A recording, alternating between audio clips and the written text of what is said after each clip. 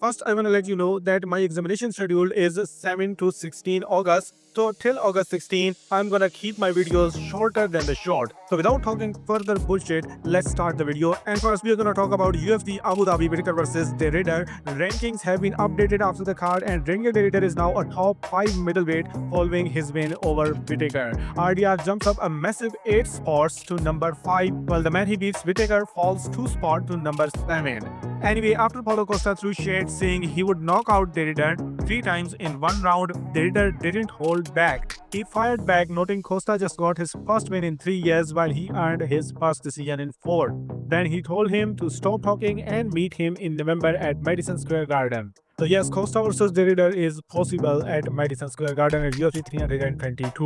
Then Robert Whittaker also spoke for the first time after this loss, and he stays humble in defeat, insisting he is not done following this big decision loss. Anyway, there was no movement for the co-main event winner Peter Jan, but the man he beat, Marcus McGee, does fall 1 spot to number 13.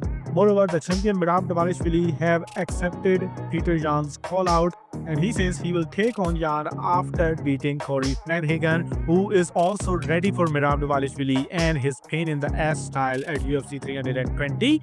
Then Bogdan Guskov has cracked the top 10 at light heavyweight following his win over Nikita Krylov. Guskov moves up 3 spots at number 10, while Krylov falls 2 spots to number 12.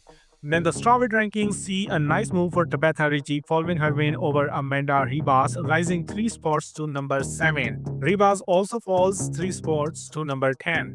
Then in the heavyweight division, Martin Budai gets a small reward for his win at UFC Abu Dhabi over Marcus Buchecha, moving up only 1 spot in the rankings update at number 12. And then lastly, Joshua Van has response to the UFC Abu Dhabi call-out by Asu Almabayev.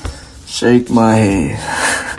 Then now move on to this weekend's card, which main event was in Jeopardy after Amir Albazi's pullout. First, UFC tried to make Waldo Cortes Acosta versus Talishan Teixeira as the new main event for this weekend, but Teixeira declined the fight because he has not trained since his UFC Nashville fight July 12th. So then they pull out Jensen Park from next weekend UFC Vegas 109 card against Steve Erceg, and now Sun Park is the main event against Tetsuro Taira this weekend.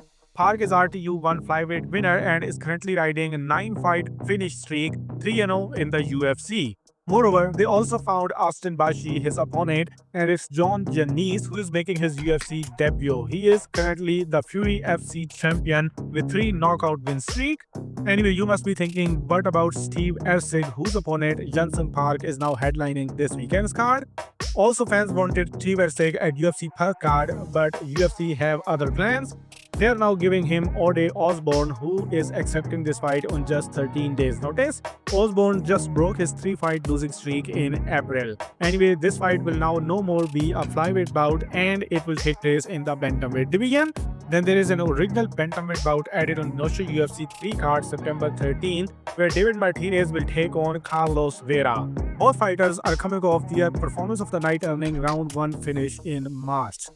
Another bantamweight bout is added on UFC 320 card, where 13-0 undefeated Farid Basharat, who is currently 4-0 in the UFC, will be taking on Chris Gutierrez, who is currently riding a 2-fight win streak after losing to Song Yadong. Moreover, the backup of this event's headliner Ankalaev vs Pereira is Yuri Prohaska. He confirmed it on Ariel Helvani show. If you don't know, he is also fighting on the same card against Khalil Roundtree Jr. Then Caio Borralho also confirmed that he is the official backup for UFC 319 headliner Duplessis vs Khamzat Chimaev. He also got a 10-8 round against Imavov in their Twitter battle. Then the last official fight announced is for UFC Vancouver card. Azamat Bekoev, who was supposed to take on Yosri Belgori in this weekend's card, but Belgori could not get his visa on time, so this fight is now moved to UFC Vancouver October 18th. Then there is an unofficial update from a UFC lightweight fight, as Mateusz Gamrot has told Pablo Sports then the UFC are working on his rematch with Beneil Dariush for later this year. Then in some other updates from the UFC lightweight division, Paddy Pimblett again says that he would much rather face Justin Gaethje than Arman Tsarukyan next if he had the choice. The champ Topuria is also publicly ducking Tsarukyan, and now Pimblett is doing the same. Dan Hooker talked about this topic and believes the top lightweights are making excuses to avoid Arman Tsarukyan because he is one of the best fighters in the lightweight division. Anyway, Dan Hooker is the one who called out Arman Tsarukyan to fight at Madison Square Garden, as he says he is the only one who will step up and fight this guy. He also explains why a fight against Paddy Pimblett doesn't really interest him. Anyway, UFC heavyweight champion Tom Aspinall questions Michael Chandler's fight IQ, which led to Chandler responding, calling Aspinall a big goober. Then from the same division, Khabib Nurmagomedov says that if he could change one rule from the UFC, it would be that he would have get rid of rounds completely. Then Conor McGregor just dropped a new look, and Poirier also shares a video where he is on a yacht enjoying his retirement. Then outside of the UFC lightweight division, Shavkat Rahmanov's wife and son were involved in a car accident yesterday, which resulted in the death of two women, the friends of Shavkat Rahmanov's wife. Shavkat's wife and son survived but sustained serious injuries.